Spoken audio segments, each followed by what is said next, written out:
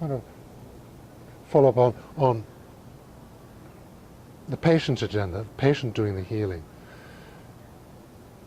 One of the most dramatic healings which I was privileged to be involved with was a patient. I'd seen her once for low back pain. She was sent to me by her therapist, and she had responded to chiropractic work on her low back. And 3 months later, she was in hospital. There was a constriction in her small intestine. On X-ray, it was 5 centimeters long, and no food could get past it. She hadn't eaten for 8 days or passed stool for 8 days, and she was facing surgery. And her counselor phoned me and asked me if I'd go in hospital and see her. And we were doing craniosacral work, which is a hands-on unwinding, along with dialoguing and imaging. And in the craniosacral work, one will, if it feels, trying to establish if it feels safe to the patient. Sometimes this is one of Upledger's wonderful tools. Many of the people who come to you for this sort of work will image easily. In my practice, I think that people who come to me for this sort of craniosacral work, about 60% of them image very easily, and about 40% don't image as easily. And those who image easily, see if we can establish a connection with higher self. Do they have a concept of a higher self, a part of them that knows the answers? And can they dialogue with the higher self? Can they image the higher self? Will the higher self answer questions? Does higher self have a name? And where the patient dialogues with higher self, working is very easy, because one just, wherever in doubt, makes reference to higher self. So, for instance, again, in craniosacral work, one of the techniques we'll use is dialoguing with the symptom, dialoguing with the lesion. And if that lesion is a serious matter, such as a tumor, it's useful to dialogue with higher self and find out if the patient, if their higher self, feels it's safe to do this dialoguing. So, dialoguing with this patient, and how does she see focusing inside, does she see the lesion? She saw it as a sort of little prawn-like, pink prawn-like embryo, and it was moving around. And did it have a name? Its name was maybe Cynthia. And did it have a message? And it did. The message was no. The message was no, she didn't have to die. And the death was around an involvement with her mother. And there were images about white flowers. And some part of what was going on was at a fantasy level that she was dying for her mother, dying in response to some involvement with her mother.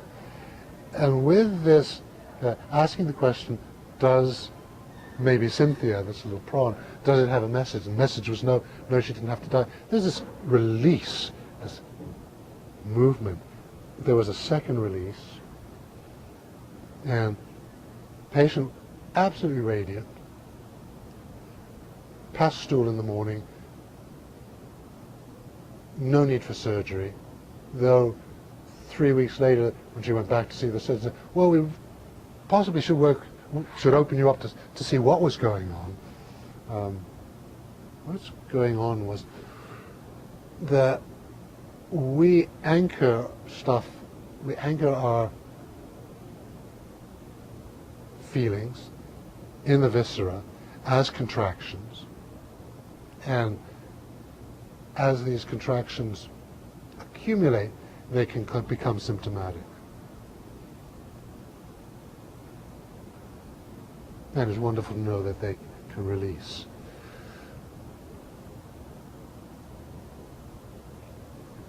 I recall when I was in Florida at the Upledger Institute doing their somatoemotional release module, which was then the third module, and dialogue imaging was an important part of that. And there were quite a handful of TA, training assistants, there. And I recall this one TA from somewhere in Texas who wanted to rebirth everybody. And she would virtually and actually pull people off the table so that they would rebirth. The subtle thing is to try to put one's own agenda aside and to be sensitive to the patient's agenda. And that's always tricky. That's always tricky because even the most trustworthy of us are going to tend to project, are going to tend to bring our... It's hard to exclude one's own agenda, but always to be alert, always to be alert to where one's projecting, where one's bringing one's own agenda, and just to facilitate and allow the patient to work their agenda. In what sense is this work important?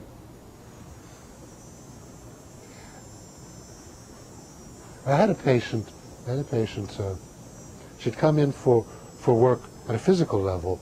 I can't remember whether it's low back or headache, that responded very, very quickly. Started in 1 or 2 treatments. Maybe we might have seen her 3 times for the presenting complaint. And part of what we were doing was cranial sacral work, and she was interested in doing the cranial sacral work. She came in for a session. And I had my hand lying down on the massage table. I had my hand on her right thigh, under and over the right thigh.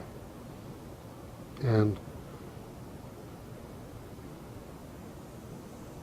out of the blue came this thought and the impulse to articulate it, that it's as though there was a microfilm in your thigh. I've never said anything like that out of the blue. It's hard to imagine a circumstance in which it would be appropriate to say such a thing. And yet, I felt moved to say this. And there was an "oh my God" reaction. The dream of the night before, and she'd forgotten it for a moment.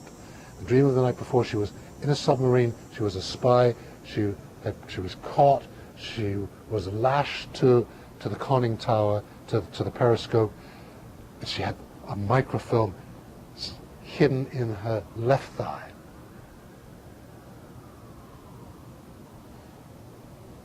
And what this was about, this young woman was about 25 years old. She was living at home with her mother, and she was about to leave home.